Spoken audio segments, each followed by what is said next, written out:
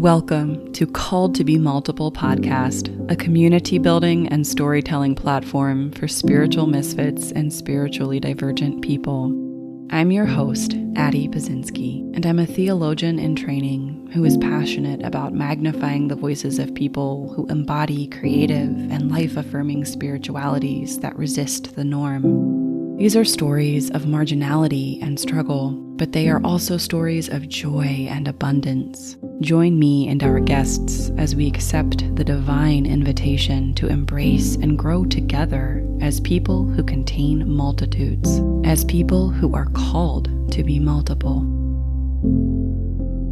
Today's guest is Interfaith family expert Susan Katz Miller. Susan is the author of 2 books for interfaith families, Being Both, Embracing 2 Religions in One Interfaith Family, and the Interfaith Family Journal. Susan is a former Newsweek correspondent, and her writing has appeared in the New York Times, the Washington Post, the Christian Science Monitor, and many other publications. She has spoken on interfaith families at Harvard Divinity School, Union Theological Seminary, Rabbis Without Borders, the Parliament of the World's Religions, and many other conferences, seminaries, universities and colleges, and religious communities, as well as on numerous podcasts.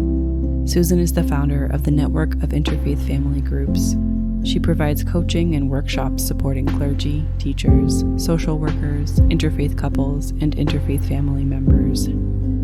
In this episode, Susan shares her story as the child of a Jewish Christian interfaith home and an interfaith parent, her research on Jewish Christian interfaith families, and the beauty and benefits that interfaith people bring to the world. I'm especially excited for you to hear how Susan connects being interfaith to other marginalized identities and how being religiously non-binary might help us transform the world. I'm also excited to share this episode with you because multiple guests on the podcast have mentioned Susan's work as important resources in their journeys to understanding their identities as interfaith folks and members of interfaith families. Susan's work stands as some of the most enriching and thought-provoking perspective into the lived realities of people who grow up in interfaith homes and people who create interfaith homes, and it was truly my honor to have the opportunity to speak with her. This episode was recorded in August of 2022, and I'm so thrilled to finally share it with you. Please enjoy my interview with Susan Katz Miller.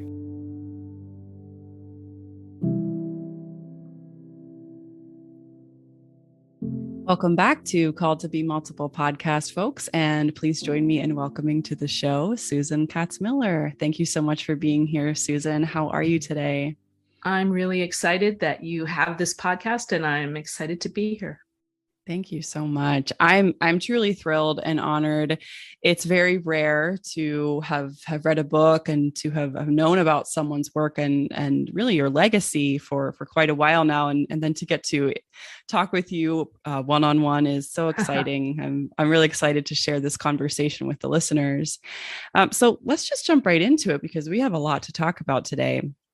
Usually here on the podcast, we start by just asking how you identify spiritually today, and then we will circle back and talk about your upbringing and the story of how you got to where you are today. So, if you had to say how you identify spiritually today, what would you say?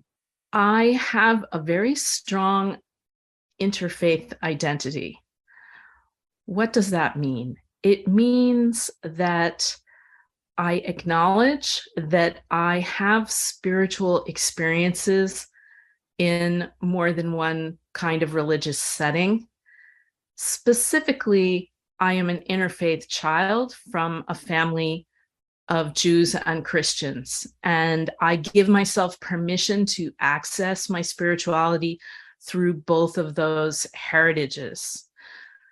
I also identify as Jewish specifically. And that's because my parents, who were an interfaith couple, chose Judaism for their children. So my formal religious education as a child was exclusively, quote unquote, exclusively in Judaism. We belonged to a Jewish congregation. I went to synagogue. I became a bat mitzvah at 13. And that was formative. whatever your parents choose for you is going to be formative. And so I still claim that Jewish identity. I actually still belong to a Jewish congregation. But that does not keep me from exploring my Christian heritage, Christian spirituality.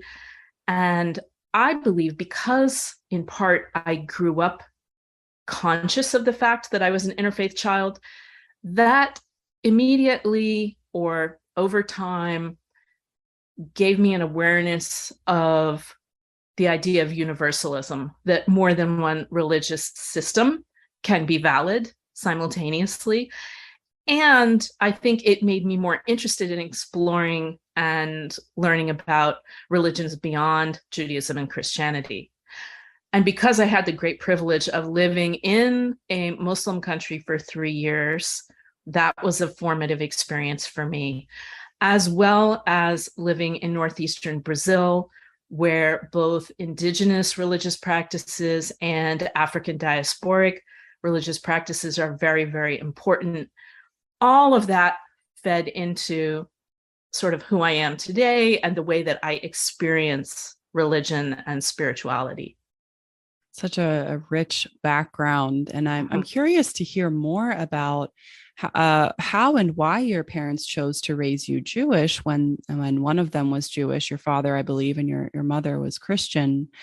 Talk a little bit about how you, growing up, how you thought about your identity, because I'm sure you knew that you were both Jewish and Christian, but your family chose to raise you one way. So what was that like growing up?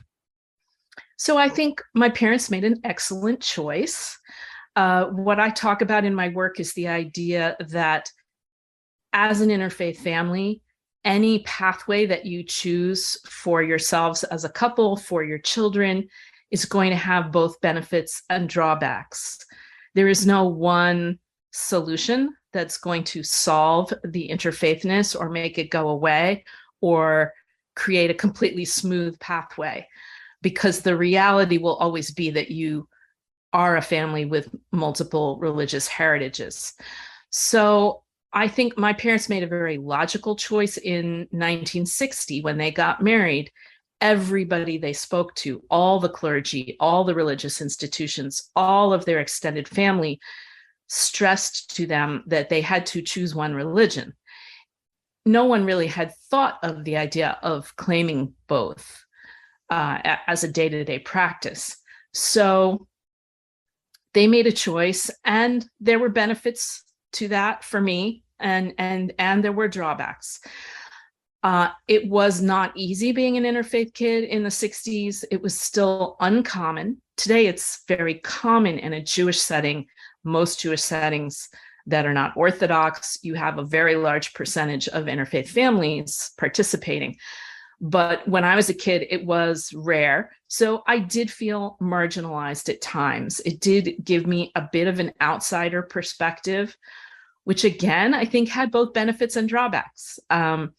So I was always aware that I was an interfaith kid, that I had this interfaith heritage, while simultaneously, believing that I was Jewish. My parents, my father grew up in a Reform Jewish family, and so we were able to be accepted, even though it was my father and not my mother who's Jewish. As you probably know, traditionally in Judaism, the religious identity is matrilineal, not patrilineal, even though historically, if you read the Torah, you'll see a lot of patrilineal Judaism going on.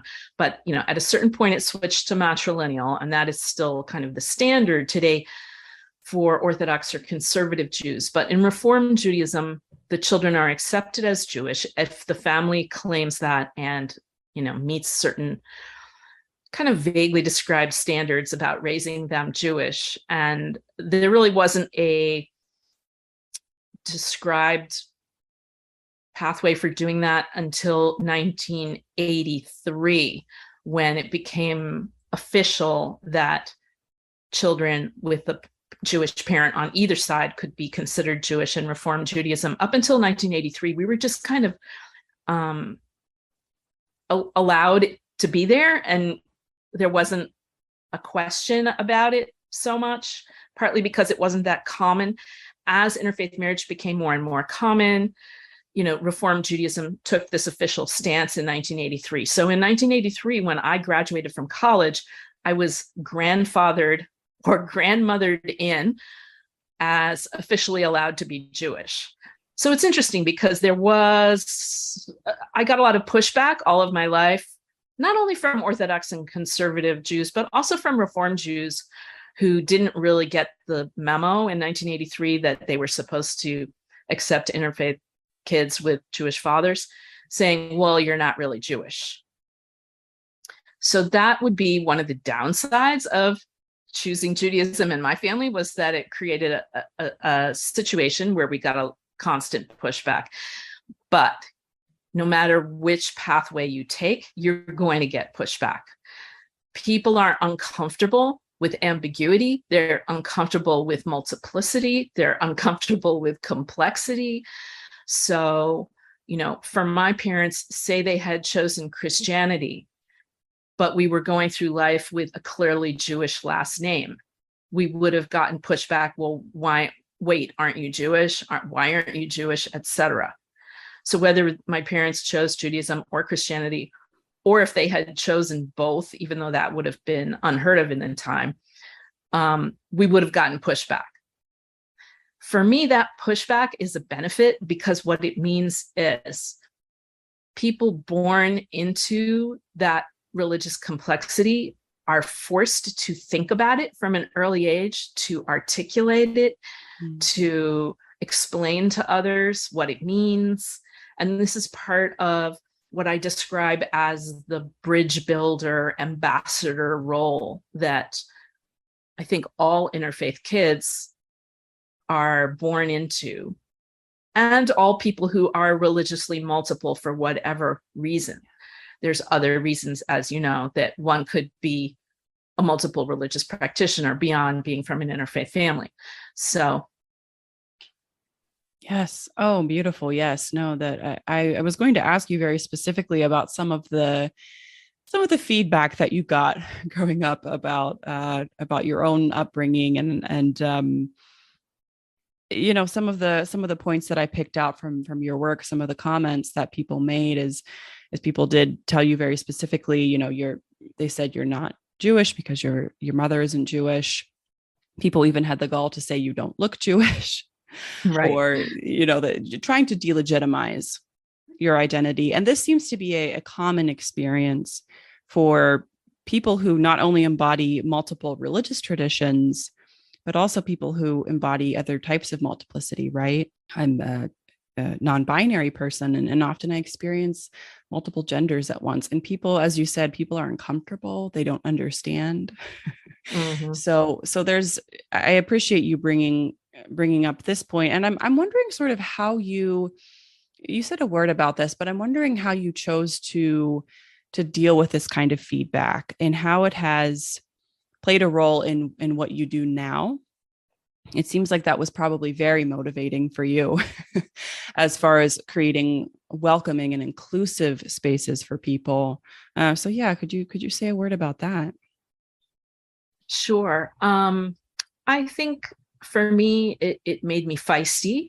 It made me interested in articulating my identity and defending my identity, and in understanding the diversity of identities in the world. And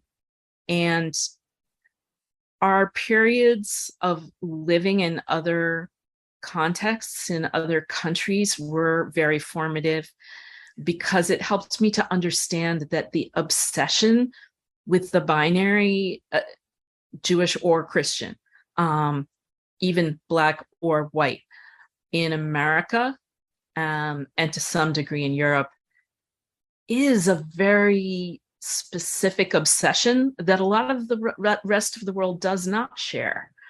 That in other places, it's more acceptable, it's more understood that religions have overlapped and co-evolved and influenced each other, and that it is not shocking that one would access, say, one religion for one experience and another religion for another practice or experience, even on a daily basis. So I think having a more global perspective inspired me to make the claim that my identity is interfaith, and that that's legitimate, and that it comes organically out of my experience. And if people don't understand it or don't like it, that's fine. On some level, that's their problem. Yeah, absolutely. And I think what you're saying about developing a global perspective is so important, because practicing within multiple traditions and using different traditions for different occasions, and it just all depends on the culture, and it's very common in lots of other places around the world. And I was going to ask this later, but since it's come up now, this idea of the binary, and how people like yourself who embody multiple traditions are a very direct challenge to binary systems that, in my mind, really are a result in many cases here in our context of colonization, right? And the various overlapping systems of oppression that have to be upheld through these binaries. I wonder if you could say a little bit more about your understanding of that, and how you see interfaith people playing a role in challenging that. Yeah. There is an intersection actually between interfaith or multiple religious identity, LGBTQ and non-binary identity, and interracial families and identities, mixed race identities. And I'm careful not to try, appropriate language from one movement to another, but I've actually been using the term non-binary to talk about my religion for at least 20 years. So it's not something that I've recently borrowed from the LGBTQ world. It's something that just organically made a lot of sense to me. When I chose the title for my first book, Being Both, it was intentional that people would stop and go, wait, is this talking about gender identity? Is this talking about race? Is this oh, wait, it's talking about religion. Religion is probably the last thing you think of when you hear being both. And I wanted to draw attention to those parallels, because it is about the oppression of the binary. And the insistence on those binaries, Black or white, male or female, Jewish or Christian, that insistence is tied up with the oppression, with marginalization, with Christian heteronormative patriarchy, white Christian heteronormative patriarchy. So there is a lot of overlap. There's also overlap in people's lives. What we see is that interfaith couples are more likely to be interracial couples and more likely to be LGBTQ couples. And people are like, why would that be? Well, there's a couple of reasons. One is that once you move away from the expectations of your family and your society, the parental expectation that you marry somebody from the same religion, from the same ethnic group, from the same race, and of the opposite gender. Once you move away from one of those expectations, you're freed to move away from all of them.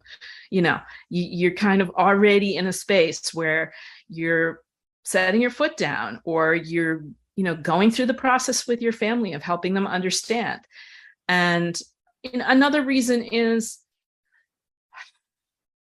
especially in the LGBTQ world, if you're looking for a partner, already, you have a certain pool of people to look in. if you then also exclude anybody from a different race and a different religion, the pool gets very, very small, as partly depending on where you live and the community that you live in. But I see a kind of a joyful emergence of people saying love is love. Love does cross these boundaries. These boundaries are created, are oppressive, and this is who I love. So that kind of applies in all three of those overlapping circles it's a Venn diagram. So as you were talking, I quickly doodled out a Venn diagram. Mm-hmm. I have one that I show in my PowerPoint. Yeah. Yes.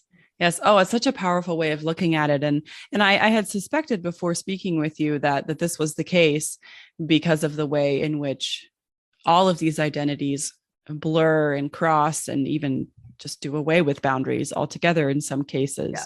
This is very powerful. I don't want to lose sight of your story here, though, as excited as I am for talking about these things. But I want to ask, move back to your story and ask a little bit about you and your husband and how you ended up really intentionally creating an interfaith experience for yourselves and your children. Mm-hmm. And maybe also you could say a word about how interfaith community played a role in raising your family this way. Sure. Well, my husband and I had married and then spent the 3 years in Senegal and then spent the 3 years in Brazil. And by the time we came back to the United States, we had a 1-year-old and a 3-year-old. So it's exactly around the time that you start thinking about, what are we going to do in terms of religious education? And because of those formative experiences, in part, I felt strongly that I wanted them to have an interfaith education. Education is primary for me. And I wanted them to fully understand where they came from and all of their family history and all of the, religious experiences they could have with all sides of their family. My husband actually said to me at one point, I'm willing to raise Jewish kids if that's what you want to do, which was rather extraordinary to me because our children technically are 1/4 Jewish and it's the wrong quarter. Not that we fractionate. I definitely discourage that attitude, but that's the way a lot of society would, categorize it. But I think in part because I had experienced having to defend my Jewish identity, I realized that they would have to do the same and that pathway was not going to be easy or solve everything, that no pathway was going to be easy necessarily. And I think because of our experiences in part in Senegal and Brazil, I said, let's give them an interfaith education. And the very lucky thing is that we were settling in Washington, D.C. So 3 very brave, vibrant communities had already started up at this point. This was the early 90s. In Washington, D.C., in New York City, and in Chicago. And in each of those cities, independently, a grassroots movement had begun of interfaith families saying, we are not going to choose. We are going to choose, but we're going to choose both. We're going to give our interfaith kids an interfaith education. And so religious interfaith education programs for Jewish and Christian interfaith kids had already sprung up in these 3 cities independently. Each of those communities, and they all are still going, were different in their structure and, in the way that they evolved, but they all shared this intention of providing interfaith education, which, if you think about it, everybody should get interfaith education, right? We all benefit. The more religions we know, the more we benefit. But in particular for interfaith kids, having an education in the religions in their heritage is very powerful and helpful to them, no matter what choices they make as an adult. So we arrive in DC and there's this program already going. So my kids from age 3 benefited from, Sunday morning where we would gather as interfaith families. In our group in Washington, we have songs and reflections. It's called a gathering. I don't call it worship because it's not a religion, but it's a support community for families doing both. And then the kids would go off to their religious education classrooms where there was a Jewish teacher and a Christian teacher in every classroom. And in Washington, what's very remarkable is that we have, at this point, both a rabbi and a minister on staff as leaders of the community. So my children have grown up in a community where it's normal that they have access to clergy from both religions.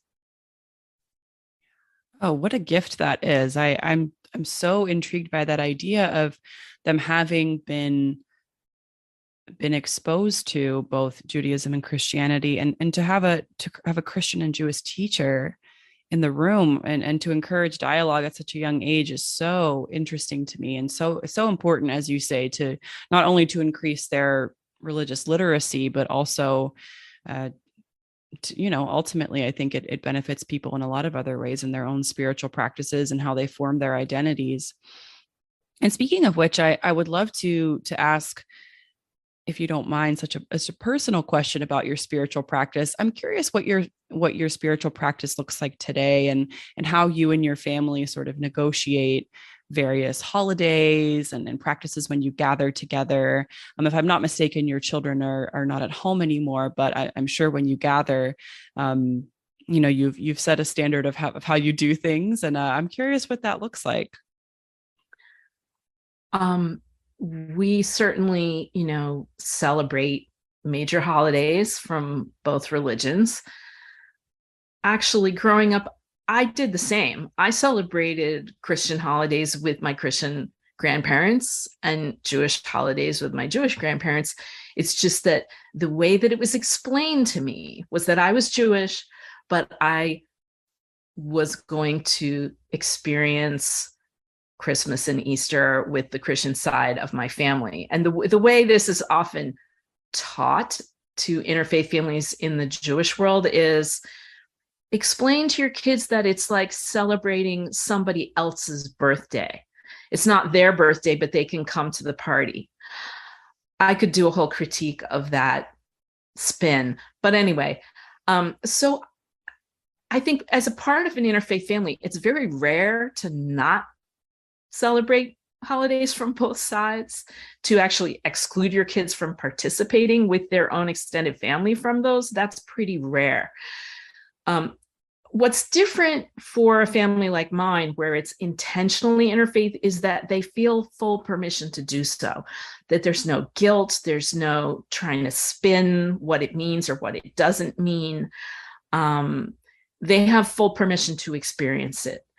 And it's not entangled with what they feel their identity should be, or what they feel I feel their identity should be. There's really not a lot of should. What there is education, connection to those experiences so that they have the sensory that is so important for young children, the smells, the tastes, the songs, the stories, that will stay with them no matter what identity they choose as an adult, no matter what practice they choose as an adult.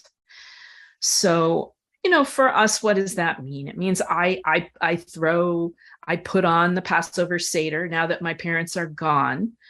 And my children know that it's happening, and they they'll be there if they possibly can.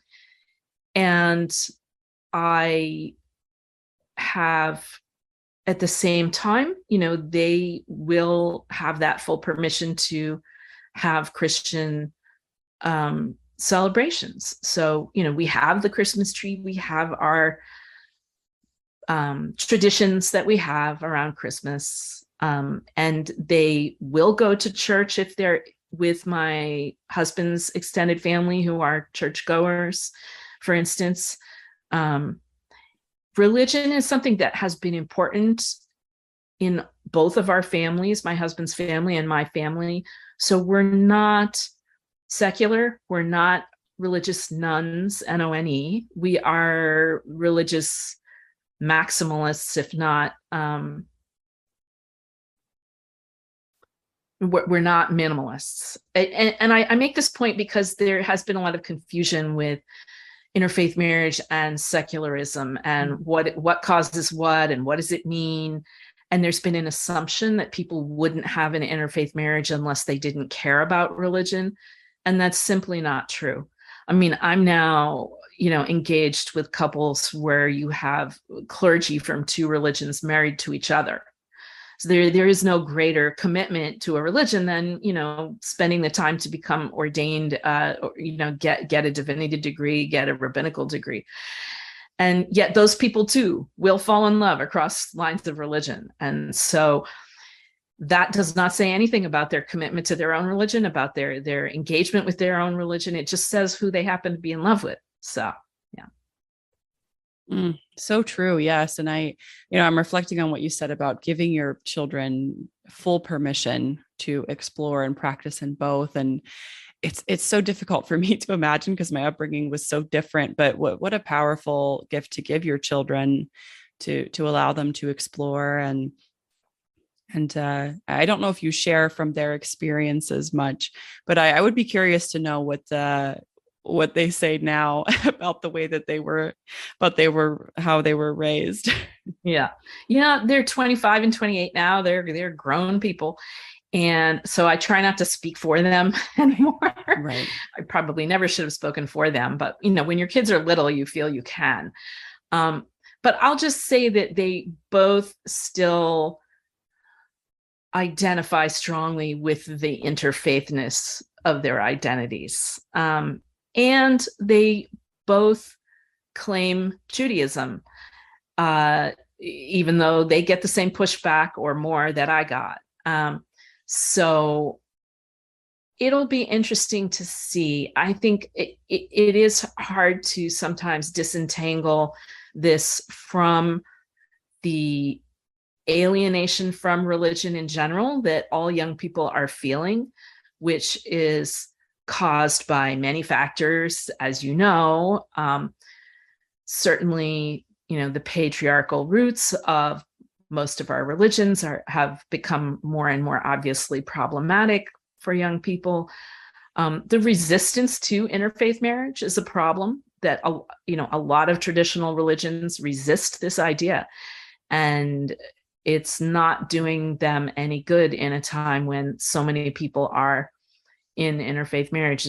I'm looking at the stats here. In the last decade, almost 40% of marriages have been interfaith, although that's a Pew Research statistic. So they define interfaith as it could be Catholic married to Protestant. It could be Protestant married to atheist. Those are all considered interfaith from their perspective. But no matter how you define interfaith, it's a very large and very growing demographic.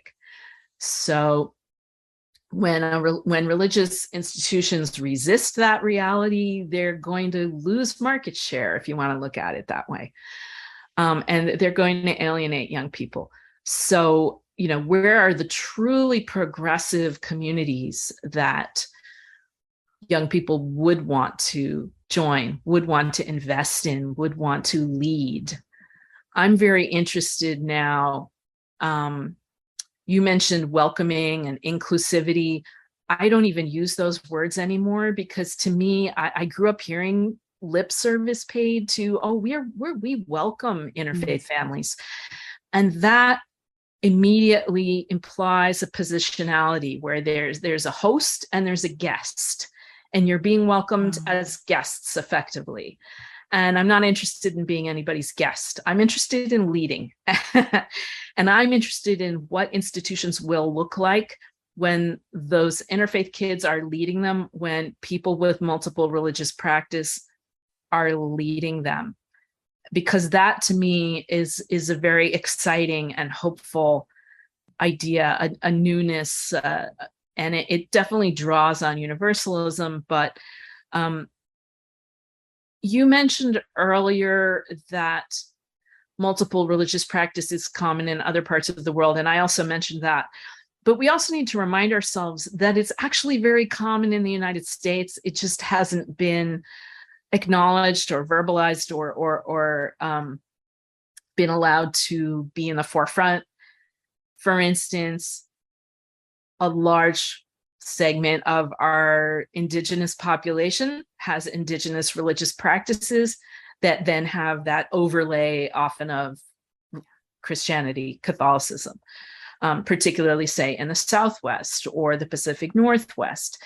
And then on the East Coast, we have a huge influence of African diasporic religions, either coming from the Caribbean or, endemic in the area from New Orleans to the Carolinas, but also Black Americans reclaiming ancestral African practices while continuing to hold Christianity or another religion.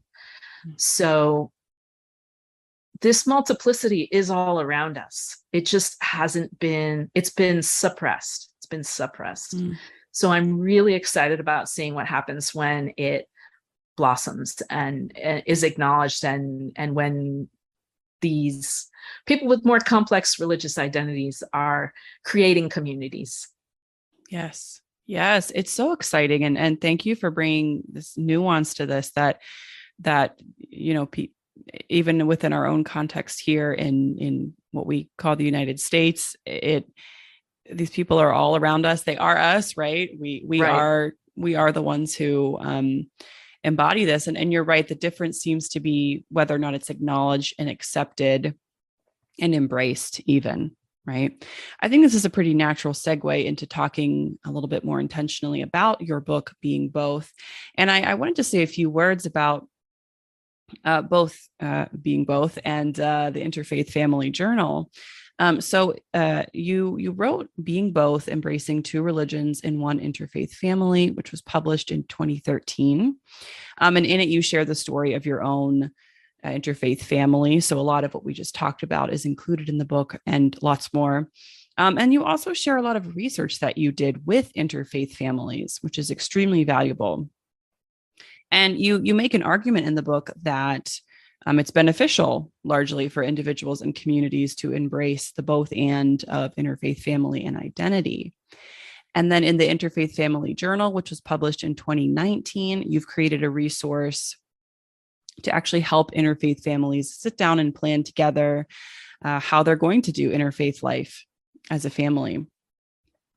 And it's very interactive. It's widely accessible as well, I'd say. I think that people from a variety of different situations, backgrounds regarding, their family structure and their religious and spiritual commitments can really benefit from it. So it's a extremely useful resource. I'm glad that you have put that out there into the world for people. And I think instead of going through your book Being Both point by point, I think it makes sense for us to give a little bit of basic information about what you're doing in the book, in your argument, the research that you make. And then I have some specific questions about the implications of all of that.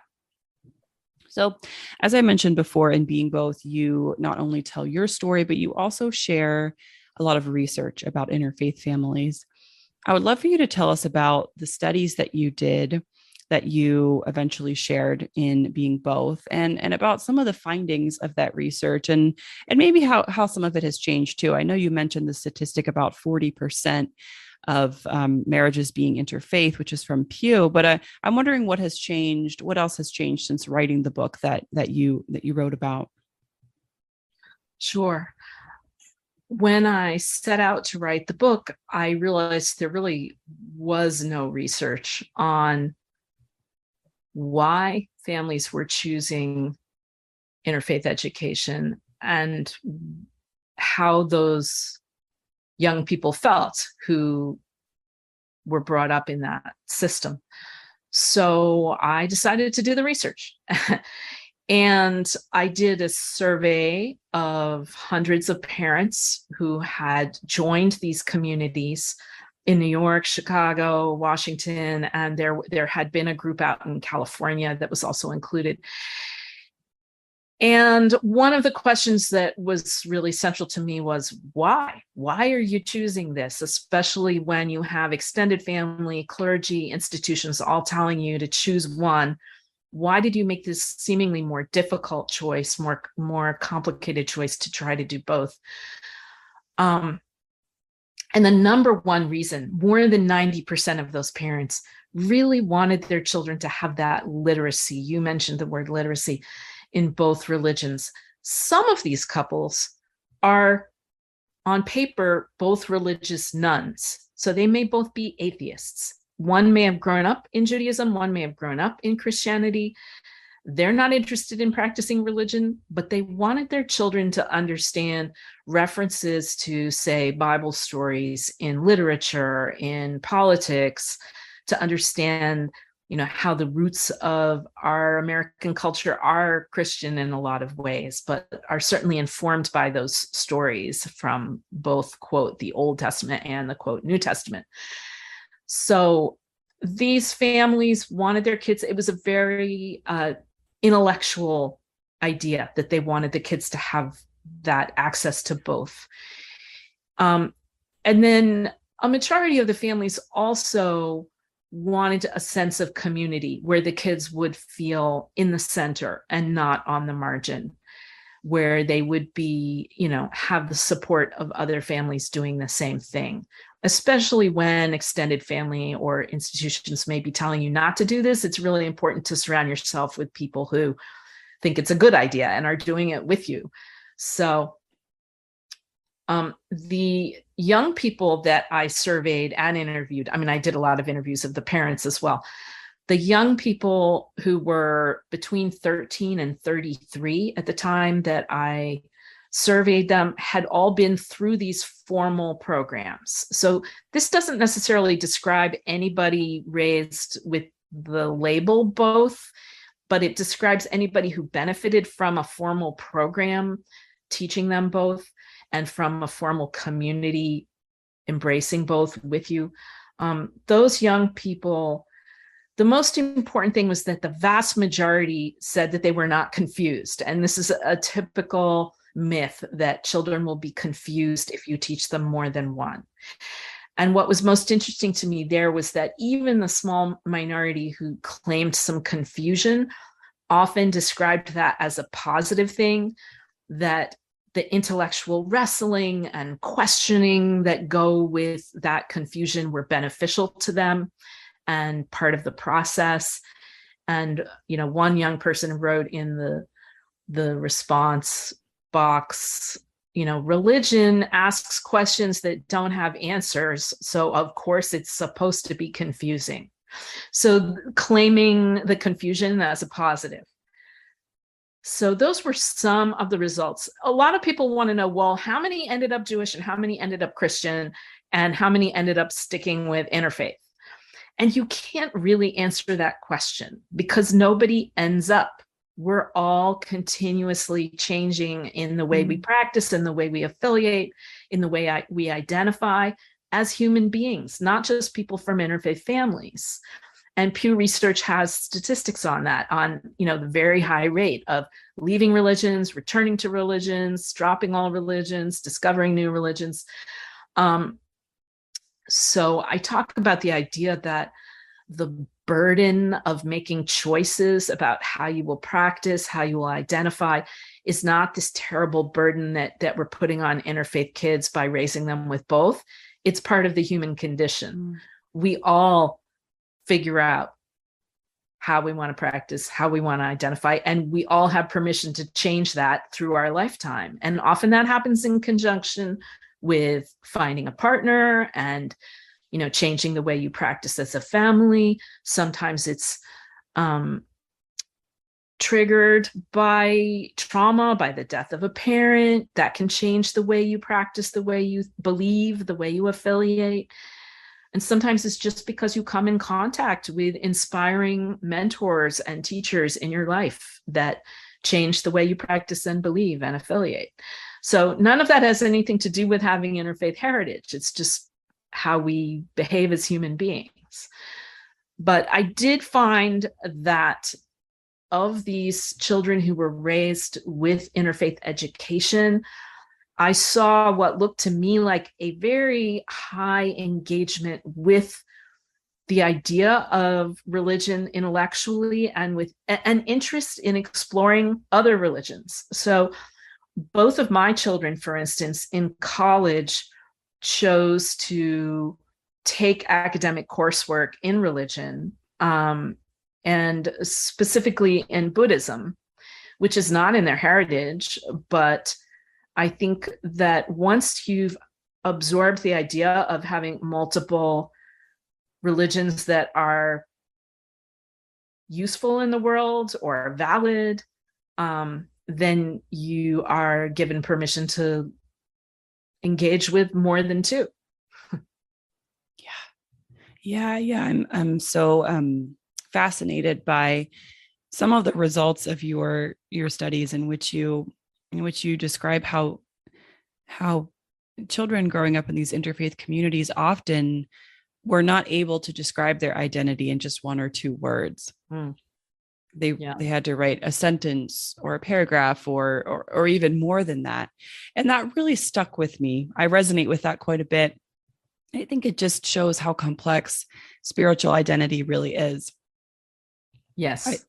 I really appreciated your emphasis on that. And I also really appreciated that the book is rooted in experience first and foremost, right? You're not attempting to write some sort of philosophical treatise about how it's possible to be both, right? It's rooted in the experience of people are both. Well, that has a couple of origins. One is that it is my embodied experience, of course. And so I see the world through that lens. So I get tired of having to defend something that is just my reality.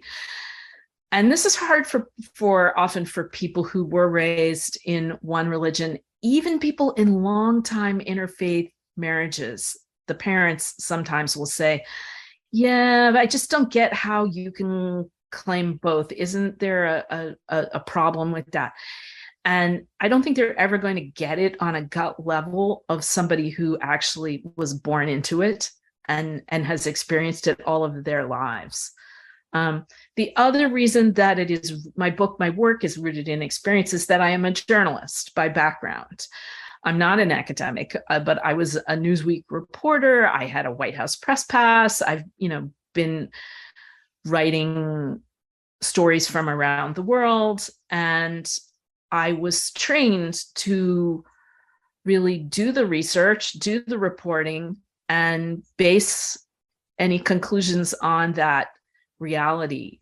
And really to hold back from drawing conclusions and really just try to describe as thoroughly as possible what I'm seeing. And so I think that informed the book. It would have been a very different book if I was an academic.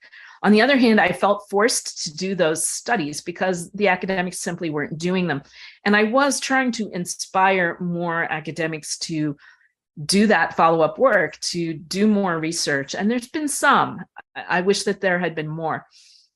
The other thing I became very aware of is that all the statistics we have about religion are burdened with the expectation of the funders of whatever those studies are. And whether that's an academic center that gets funding from certain family foundations or institutions, or even Pew, which is probably the most objective source that we have.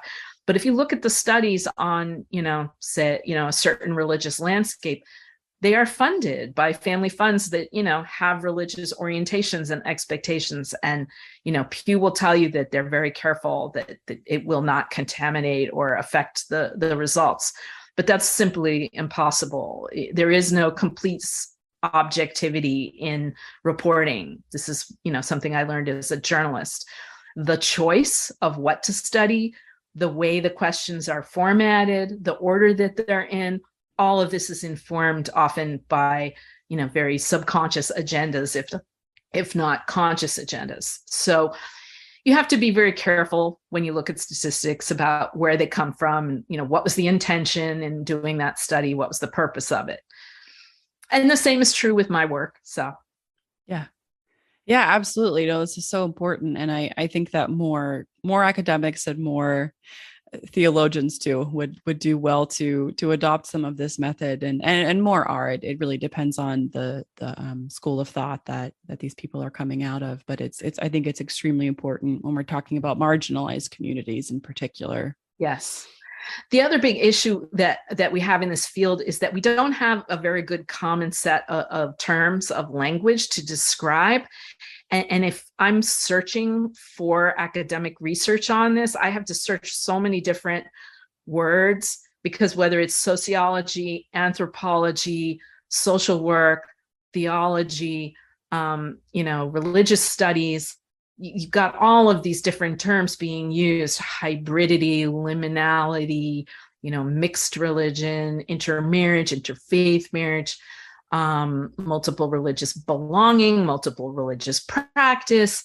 And some of these languages grew up in the different academic disciplines, but those disciplines aren't necessarily talking to each other, because they don't even have common language to talk, or they haven't realized, oh, that term's not being used by those people. Oh, well, we didn't even realize they were doing research on this. So that's interesting and frustrating at times.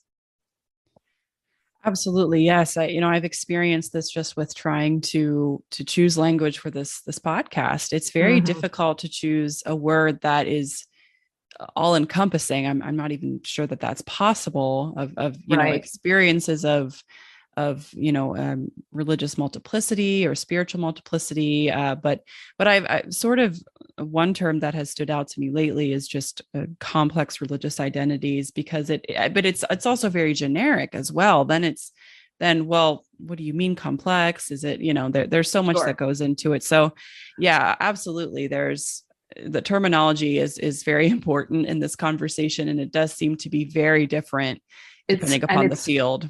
It's contested, and you get people being testy about their contested language. I mean, I've had people assert to me, well, interfaith means this and interreligious means that, or multi-faith means this and interfaith means that. And I'm like, well, you may be deciding that, but that is not something that, academia or the people who are, living this experience have all agreed on. And there's actually opposite definitions of the same words being used in different communities. So it's pretty wild. Yeah, absolutely. I mean, to me, the safest bet, at least when I'm talking about others, is to choose to use the language that they use. I think that's ultimately the best. Yes. That's always the best thing. I always think about what Dwayne Bidwell says in his book, when one religion isn't enough, that people have naming rights over they get to claim what they call themselves. So sure. That's the safest way to go. But when choosing language, it can be difficult. I want to kind of talk a little bit more now about some of the other themes from the book that stood out to me. And one thing that I had questions about was the way in which you envision these interfaith communities playing a role in people's lives, in their spiritual lives. So it seems like you're not suggesting that these interfaith communities be an alternative necessarily to traditional houses of worship and traditional religious communities, but more of a supplement, because they are playing this spiritual educational sort of role. And so I'm wondering what this looks like. And then I also have questions about how accessible this is for people, right? It seems it adds an extra expense, it adds extra time. And I'm just wondering how people within the community that you've been a part of have actually fit this into their lives, and maybe what suggestions you have for other people as to how to start or do interfaith community. So some of these communities were founded very specifically on the idea that we are not replacing traditional houses of worship, and that we encourage you to join a synagogue, go to church and come to, say, the Interfaith Sunday School. That works for some families. It takes a lot of time and effort and expense in some cases. I think in reality, what has happened for a lot of families is that this interfaith community becomes their primary community, and it's enough for a lot of those families. I mean, a lot of families aren't going to church or synagogue these days anyway. A lot of families that come to these communities have not been going to church or synagogue, and this is enough for them. I was describing, for instance, two secular parents who come for the education, and then they end up maybe benefiting from the community without realizing that that was something they were even looking for. I've seen cases like that. I think what has happened actually in the pandemic is that this has become more accessible to people anywhere, because more than one interfaith family community is now doing online programming. And you can stream in from anywhere and experience what it's like to be at a gathering with songs and prayers and reflections surrounded entirely by interfaith families. And you can actually put your kids in an online religious education program for interfaith education with other Jewish and Christian kids from around the world and the country. So this is one of the silver linings of the pandemic. I do believe that religious experience, spiritual experience benefits greatly from those five senses, from those smells and sounds and tastes, and that the intimacy of being in a room with human beings doing it with you is really important. All of us have been suffering from not having enough of that during the pandemic. So going forward, how will this look? I envision maybe smaller communities of interfaith families in a geographic location will be able to come together and be together and realize, have your kids playing with other kids who are interfaith kids, where this is the norm, where they're the center and not the margin, celebrating holidays together maybe, but then also being able to zoom in to benefit from these more elaborate communities that have evolved over 20 years now and built up the curricula and have the resources to have the clergy that are supporting them and leading them. So it's a very interesting moment. And I created a Facebook group, a private Facebook group for people to find each other and to benefit from the experience of the groups of the communities that exist. And that's called the Network of Interfaith Family Groups. I call it NIFG, NIFG. So you can find that on Facebook. You do have to answer the questions and say that I am part of an interfaith family that is raising or intending to raise kids with both in order to be accepted into the group, because we wanted to create a safe space for those families without, people bombing in and saying, whoa, you guys can't do this. So it's a private group, but there are people from around the country there, and it's a place where you can find other people possibly in your geographic area that you can then maybe have the seedling of a group that might meet in person or, do the online programming together. So that's a new resource that's arrived with the pandemic. Which is so exciting. And I was going to ask you specifically about this resource. We should also note here that while we've talked a lot about Christian and Jewish interfaith families, this is for people from all different backgrounds, right? Yeah. The network on Facebook is for any two religions or any religion and no religion. And there's there were so many Muslim and Christian interfaith families on there that they spun off and created their own Facebook group, which is now the largest and the liveliest Muslim Christian interfaith families on Facebook. And again, it's a place where they support those families, no matter what choice they're making about how to raise kids in that case. So I think there's a lot of interest in those Muslim Christian families right now, a lot of support for them. In some ways, it's kind of where the Jewish and Christian families were a couple of generations ago, where you have a lot of, people who came to this country from different places around the world who were Muslim, and now they've been here a couple of generations. And, there is assimilation in the sense that people dare to marry across boundaries because they're meeting each other at school, at work, etc. And then we can insert a whole discussion about what is lost there, what is gained, but the fact is it's happening. So. Absolutely. Yes. And we've had the pleasure of having a Muslim Catholic couple on the show already who shared their story. And it's very interesting how, depending upon the traditions that are represented in the interfaith family, how the issues change. There's some commonalities, right? But the challenges can change depending upon the tradition that is represented. And I would like to ask a question about that in your own experience and in the interfaith community that you've been a part of. I was recently talking with another guest who was on the show, Raquel Belkin, who's Jewish and pagan. Mm-hmm. Yes. And we were having a discussion about your book because she's read your book as well. And we both really enjoyed it. And we had a really just a pressing question about kind of the way in which, in the Jewish Christian setting, how the power differential is dealt with in regards to, we have this history of anti-Semitism and harm being done to Jews by Christians, historically speaking, and still today in some contexts and in some ways. And I'm wondering on a sort of a personal level, how that's dealt with in these spaces. Are Christians permitted in a lot of these settings to practice whatever they would like within Judaism? How does that kind of work, and how is that sort of negotiated, or is it not maybe addressed too much?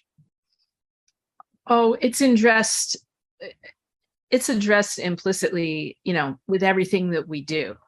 So there's a lot of intentionality around balance and representation, which is in contrast to the perceived culture, which is majority Christian dominated, etc. There's a lot of pull for the underdog. There's a lot of fear about loss of minority cultures and religions. And that is very compelling. And it's a reason that some interfaith families choose the minority religion, possibly Judaism or Islam or whatever's not Christian. And, we're all very conscious of that. Part of the purpose for my second book, The Interfaith Family Journal, was to help couples negotiate all of this. What does it mean for you to practice a ritual from your childhood? Is it a theological statement? Is it a cultural statement? Is it a political statement? What is it that is making it compelling for you? And what does it mean that there is that power differential and imbalance? And how do you address that in terms of how you want to believe, how you want to practice, how you want your children to identify, to the extent that you can control your children's identities, which really only happens for like the first 5 years. It's amazing how soon children start expressing their own beliefs, their own desires, their own, affections. So parents have to be ready to be nimble and fluid and respond when children start expressing their own opinions on these things. But the journal was written in such a way that it should work for anybody. It does not say anything about celebrating Hanukkah or celebrating Christmas. The way it's written is, whatever it was that you celebrated as a child, let's think about it. What does it mean to you? Do you want it in the future or not? So it should work for a Buddhist and pagan family. It should work for a religious nun family even of similar backgrounds. I've been told by people that it doesn't matter if you're both Jewish, you come from two family cultures, and you have to figure out how to interweave those, how you're going to negotiate it. And so the journal will help. I've also been told it can be helpful to an individual who's not in a relationship, but still wants to think about what is important to them from their religious and spiritual past, where are they going with it and why, and what is their intention. So I wasn't really anticipating that. I wrote it thinking of a family, any kind of family, whatever that means, in mind, or a couple or a group, with the intention of being possibly a family. But it can even be helpful for individuals. So that's nice. Yes, I was so blown away by that in reading the Interfaith Family Journal, because it really is, I think it's accessible to just about anyone. And I did read it. I haven't gone through the program myself, but I'm definitely thinking about it, because it's highly valuable in terms of not only when multiple religions are present in one's family, but there's room in there to talk about lots of other issues like race and gender. And I think it's fairly all encompassing, which is pretty wild. It's pretty amazing, pretty wild how you did that. Well, one difference, you were talking about how things have changed from a decade or more ago when I wrote the first book and now. One difference is that I do think interfaith families are more understood, more included in a lot of traditional religious settings than they were even 10 years ago. And that's all good news, because I want my children to have access to any religious institution they want to affiliate with. And so to the degree that they are more welcoming or inclusive, all of that is great. It's great news. I don't believe that all families should, have to recreate their own community or create interfaith communities. I'm happy for families that find homes that work for them, in Christianity and Judaism and Islam, wherever they find them. So to the degree to which all communities are becoming more aware of interfaith families, that's all good news. I have a final sort of question for you, but before I ask that, I wanted to give you space to add anything that we might have missed that you think is relevant for our audience here, whether that's about, the future of interfaith families, or anything that you're working on that people should know about and keep track of. I always put out the call to action to embrace the joy, the benefits of our complexity, all of our complexities, religion, race, gender, etc., because so much of this is framed by a narrative of problematizing complexity, and we need to resist that narrative. We need to talk more, speak out, create space, build our own tables, and claim the benefits, the joy. And, my original working title for my first book was The Joy of Being Both. And the publisher wanted something shorter and punchier, and I get that, and I'm glad. But there was part of me that was kind of sad about losing the joy, because I'm all about claiming the joy. Because for me, my experience has been that I have benefited from my interfaith heritage, my interfaith experiences, and I just want, especially parents worrying about their children, to be aware that there are those benefits, and that the more that you claim them, the more they will be real. Oh, that's beautiful. Yes. And you describe in the book that these benefits are for individuals and for families, but also our societies can benefit. Absolutely. Yeah. Which is very powerful. Yeah. What were some of the benefits that you mentioned? I know that you call kids who've been raised in interfaith families, in particular, interfaith ambassadors, which I think is such an interesting way to think about it. And what do you see interfaith people and interfaith families doing for our world? Well, it is partly about that openness to complexity, that being able to kind of swim between the islands of binary identities, and be the connections, be the bridges, not just build the bridges, but be the bridges, and be the translators. You are put in a position of like, wait, what is going on in this religious ritual over here? Oh, I can tell you, I have experience with that. And anybody who has education in, multiple religions, whether it's academic or otherwise, builds those translation, ambassador, bridge building skills. But for people who are born into families with multiple religious practice or interfaith heritage, you are raised embodying that. And so for me, it is joyful to lean into it, to claim it, and to model, peacefulness, that it doesn't have to be fraught. It doesn't have to be antagonistic. It doesn't have to be competitive, that it can be beneficial. Beautiful. Yes, absolutely. Susan, this has been amazing. I'm so excited that we got to talk today. I'm so excited to share this with our listeners. And I also want to really quickly just give you some space to share how people can follow you and how we can keep track of what you're up to these days. Sure.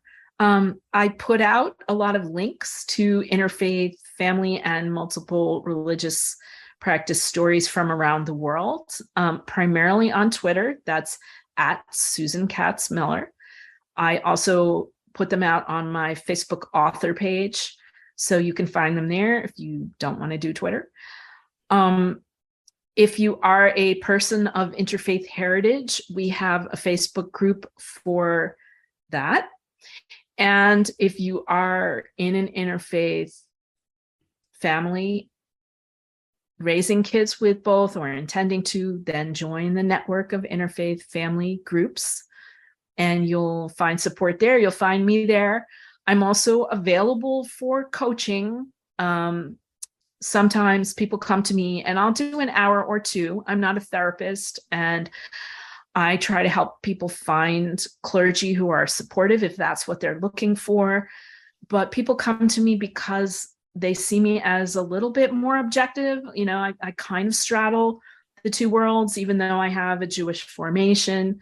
But I will help couples for an hour or two. If you really need help, you can find me through my website, which is susankatzmiller.com. Perfect. And I will have all of that linked in the show notes so that it's very accessible for people. And again, Susan, I'm just so grateful for your time today, for sharing so freely with us. And I really look up to you and your work. So this was a very, very meaningful conversation for me. You're welcome to come back anytime. Well, I'm thrilled that you're doing this, that you're really putting the time and intentionality into putting these stories out into the world, and showcasing the diversity of complex religious identities that are out there and the experiences people are having. So thank you. Thank you so much for joining me for another episode of Called to Be Multiple podcast. Please subscribe wherever you listen to podcasts, leave a positive rating and review if you enjoyed, and stick around for more guest episodes like this one. Remember, you have the wisdom within you. You have always had the wisdom within you. Until next time, take care.